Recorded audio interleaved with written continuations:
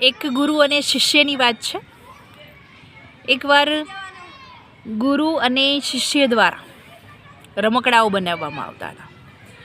ત્યારે જે ગુરુ રમકડા બનાવે છે એના કરતાં શિષ્ય દ્વારા બનાવવામાં આવતા રમકડાને વેચવામાં આવતા તેનો ભાવ વધારે આવતો અને એની જે કમાઈ થતી તેના દ્વારા જે બંનેનું જીવન ચાલતું હતું.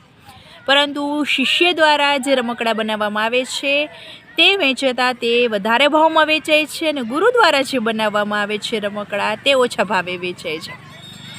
ગુરુજી તેના શિષ્યને વારંવાર ટકોર કરતા કે હજી તારા રમકડા બનાવવાની રીતમાં થોડીક સફાઈની જરૂર છે, તારો હાથ હજી થોડોક સાફ રાખવાની જરૂર છે. આ વાત શિષ્યને ખટકવા લાગી. એટલે એ મનમાં વિચારવા લાગ્યો કે ગુરુજી જે રમકડા બનાવે છે તેના કરતાં તો મારા રમકડા હું જે બનાવું છું તે વધારે ભાવમાં વેચાય છે. જ્યારે ગુરુજી રમકડા બનાવે છે તો મારા રમકડા કરતાં ખૂબ ઓછા ભાવે વેચાય છે. આમ છતાં આવા સરસ રમકડા બનાવું છું, આમ છતાં ગુરુજી મારી ઉપર ટક ટક ટક ટક કર્યા કરે છે, સલાહ આપ્યા કરે છે. આ વાત એને ખટકવા લાગે છે.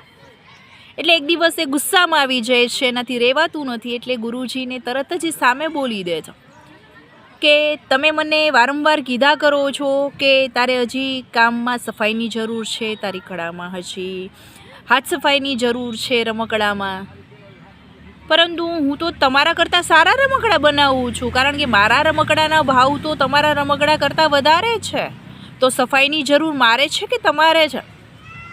ત્યારે તેના ગુરુજી એમ કહે છે કે એક સમય એવો હતો કે તારી જેમ મારા ગુરુજી મને સલાહ આપતા અથવા તો મારી કળા વધુમાં વધુ વિકસિત થાય એના માટે મને ટકોર કરતા હતા. ત્યારે આ જ રીતે મેં મારા ગુરુજીને તારી જેમ જવાબ આપ્યો હતો અને જે મારો વિકાસ છે ત્યાં ને ત્યાં જ રૂંધાઈ ગયો હતો, વધારે મારો વિકાસ વિકસિત નહોતો થયો.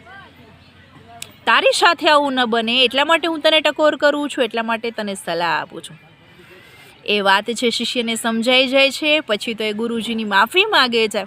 મિત્રો, કહેવાનો મતલબ એ છે કે આપણને ઘણી વખત વ્યક્તિ સલાહ આપતા હોય તો એની અવગણના નહીં કરવી જોઈએ, એને માનવી જોઈએ. એમાંથી શું ગ્રહણ કરવા જેવું છે એ વાતને મગજમાં રાખી તે વાતને ગ્રહણ કરવી જોઈએ.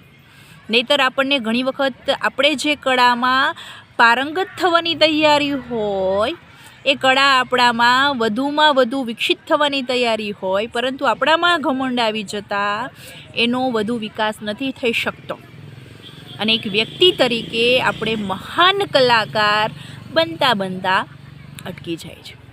માટે કોઈ પણ વસ્તુ આવડી જવાથી ઘમંડ ન કરશો.